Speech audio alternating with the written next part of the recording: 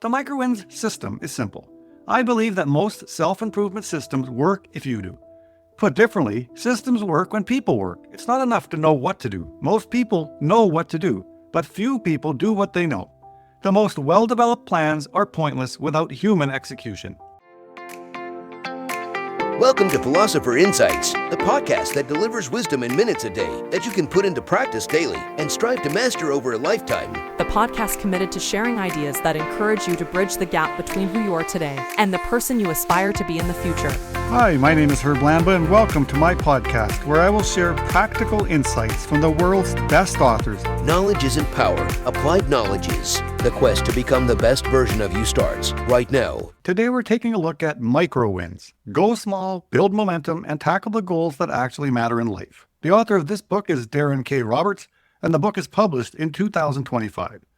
I wanted to share a handful of my favorite insights from this book, starting with the 2 times principle, your mental playlist, minimal detectable progress, body macro-wins, side crafters, the MicroWINS system, shallow the minnow, new language, and finish it off with 10 minutes versus 10,000 hours. So let's start with the introduction. Quote, MicroWINS are small units of victory that chip away at big goals. If you're looking for a complicated system for personal growth, then this is not the right book for you. A stroll through the self-help section of your local bookstore will uncover a pile of manuals, treatises, and how-to books that are much more involved than this system. The MicroWINS system challenges the notion that bigger is better. We embrace and celebrate small units of victory. Why?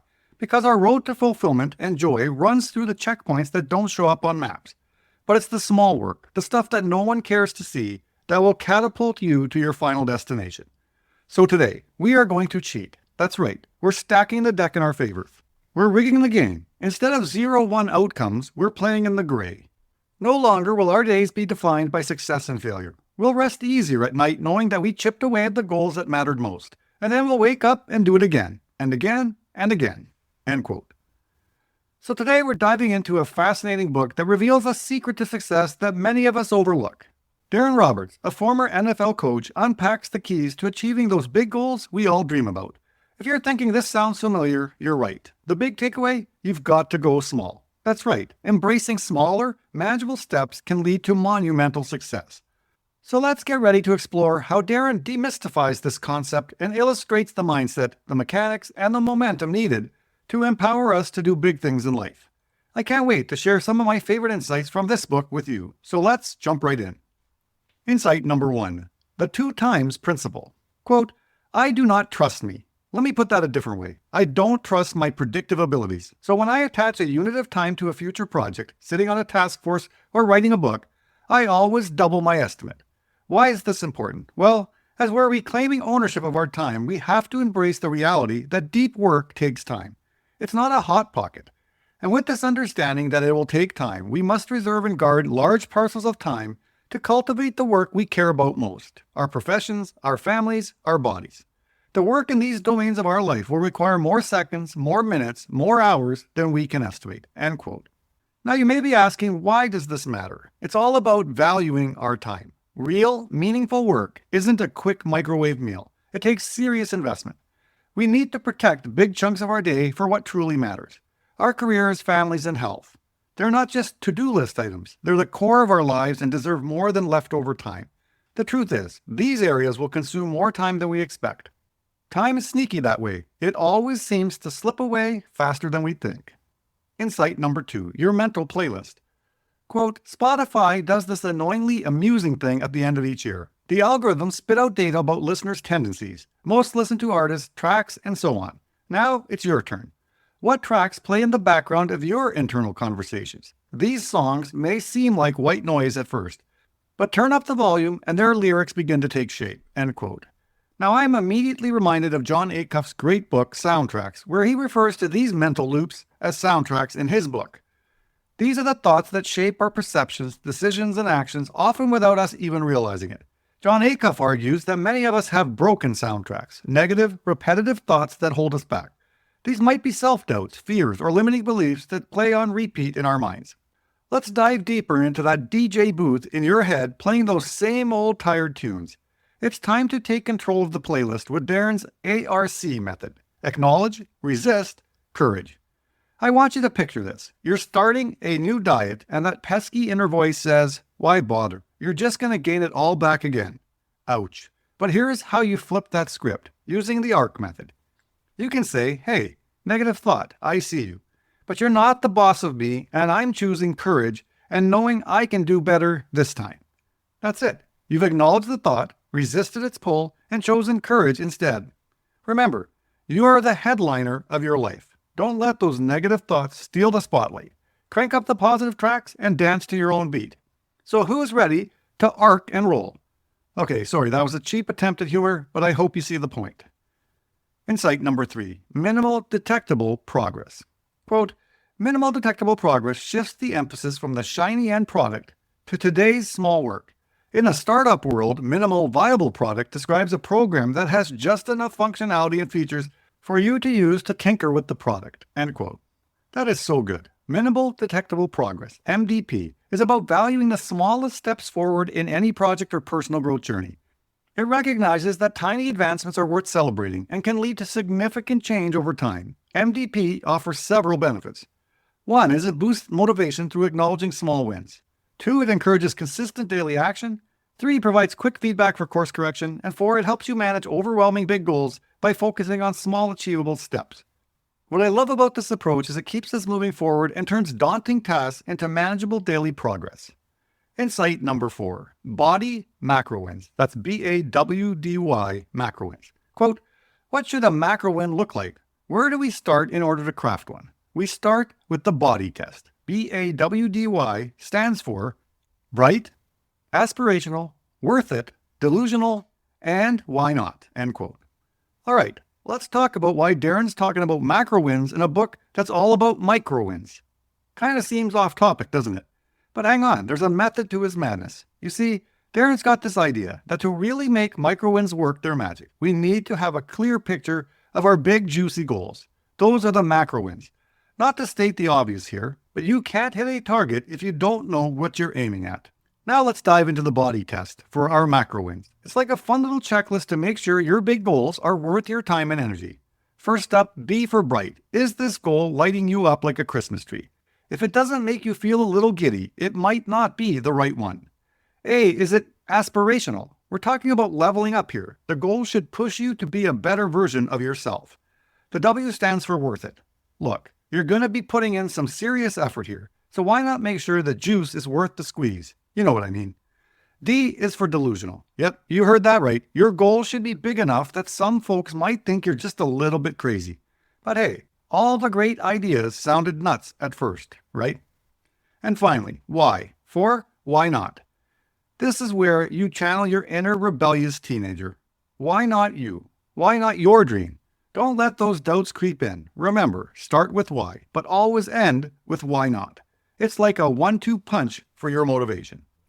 Insight number 5, side crafters. Quote, I also want to address another group, and if my description mirrors your current state of affairs, then tune in. These people are folks that I call people of the craft. There's a skill they want to develop. These people have had some exposure to, and something on the inside is telling them to chase more. That if they do more of this thing that lights them up, their life will change for the better. If you haven't found that work that lights you up, you have to keep looking.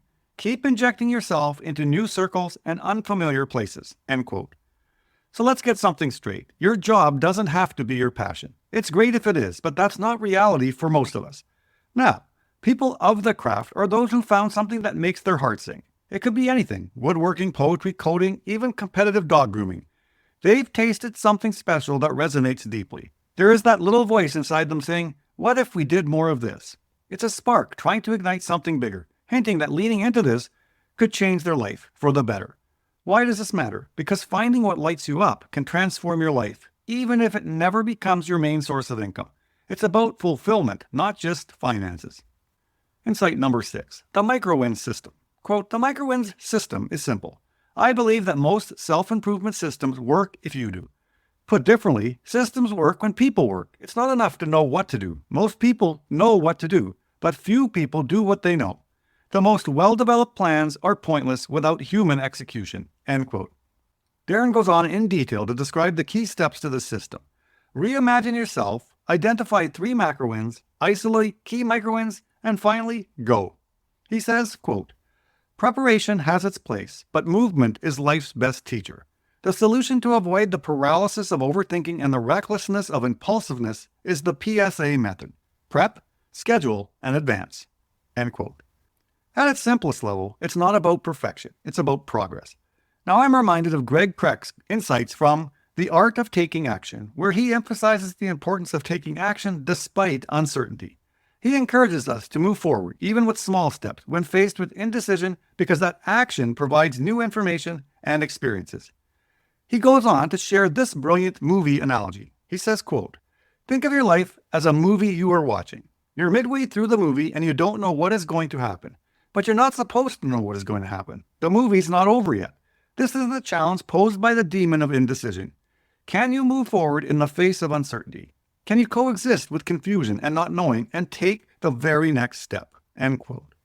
Insight number 7, swallow the minnow. Quote, allegedly, it was Mark Twain who said or wrote, eat a live frog first thing in the morning and nothing worse will happen to you the rest of the day. I propose a different approach. Swallow the minnow. I want to build as much forward momentum as I can as early as I can. So when I wake up, I look for the smallest, slowest moving minnow swimming in my fishbowl of MicroWINS. And once I find it, I grab the little critter and shoot it like tequila. My goal is to build momentum to sustain my work throughout the day. This means that I place less focus on the relative size of the MicroWIN and pay more attention to the probability that I can get it done now. End quote. This approach offers a refreshing twist on Brian Tracy's eat that frog mentality. Instead of immediately tackling the most challenging task, it emphasizes starting with a smaller, carefully identified MicroWIN to build momentum for the day. This method differs from simply checking off easy items on a non-prioritized to-do list, as it requires strategic planning to select meaningful tasks. By focusing on these smaller wins first, you not only gain early confidence, but also set a positive tone for addressing larger priorities throughout the day. Insight number 8, new language. Quote, how would our perspective change if we learned a new language? No, I'm not going to ask you to download Duolingo or any other language app and pick up a new tongue. Rather, let's spend some time explicating common words and phrases that we use during periods of disenchantment and despair. End quote. You know, both but and are conjunctions that help connect our thoughts. But as Daron points out, have you ever noticed how but tends to pop up more when we're feeling down? For example, you might say, I would really like to do A, but I don't have enough time. That little word kind of shuts down the conversation, doesn't it? On the flip side, and opens things up. It creates space for possibilities and opportunities. So instead of focusing on limitations, using and can help us explore new ideas and solutions. Final insight. 10 minutes versus 10,000 hours. Quote, Malcolm Gladwell's blockbuster, Outliers. The story of success popularized the idea of the 10,000-hour rule. When Gladwell's book first hit bookshelves, the idea spread at a frenetic pace. Let's do some quick math. 10,000 hours is equivalent to 600,000 minutes, which works out to roughly 416 days. End quote. Now, the realistic math here to achieve greatness is following Gladwell's Guide to Greatness means you would need to invest 5 days a week for 8 hours a day over a period of 5 years to reach 10,000 hours. Obviously, in a book about MicroWINS, the author shares a different philosophy. Quote, let's take that macro win that you want to achieve. You could scoff at spending 10 minutes a day whittling away at that goal and never get started. But here's a question. How long will it take you if you don't spend 10 minutes a day? Don't chuckle. Sit with that thought experiment. We both know the answer. You'd never arrive at your intended destination. Mastery emerges from the menial. End quote. Now, I love that idea, and it reminds me of parallel wisdom from Darren Hardy in his great book, The Compound Effect, where he says, quote, the compound effect is the principle of reaping huge rewards from a series of small, smart choices. What's most interesting about this process to me is that even though the results are massive, the steps in the moment don't feel significant. Whether you're using this strategy for improving your health, relationships, finances, or anything else for that matter, the changes are so subtle, they're almost imperceptible. These small changes offer little or no immediate result. No big win, no obvious I told you so payoff. So why bother? Most people get tripped up by the simplicity of the compound effect. What they don't realize is that these small, seemingly insignificant steps, completed consistently over time, will create a radical difference. End quote. While we're at it, Let's bring in Jeff Olson and one of my favorite insights from his book, The Slight Edge. He says, quote, "The things that take you out of failure and up toward survival and success are simple. So simple, in fact, that it's easy to overlook them. Extremely easy to overlook them. It's easy to overlook them because when you look at them, they seem insignificant. They're not big, sweeping things that take huge effort. They're not heroic or dramatic. Mostly, they're just little things you do every day and that nobody else even notices. They are things that are so simple to do, yet successful people actually do them, while unsuccessful people only look at them and don't take action." End quote. And that wraps up the insights I wanted to share from this wonderful book. There's so much packed into those 177 pages, and I definitely recommend it if you want to dive deeper into the author's message. I really only scratched the surface today. Until next time, stay curious and keep embracing the wonders of knowledge. Talk to you soon. You've been listening to Philosopher Insights with your host, Herb Landman. If you enjoyed this episode and you'd like to support the podcast, please share it with others, post about it on social media, or leave a rating and review. Thanks again, and I'll see you next time.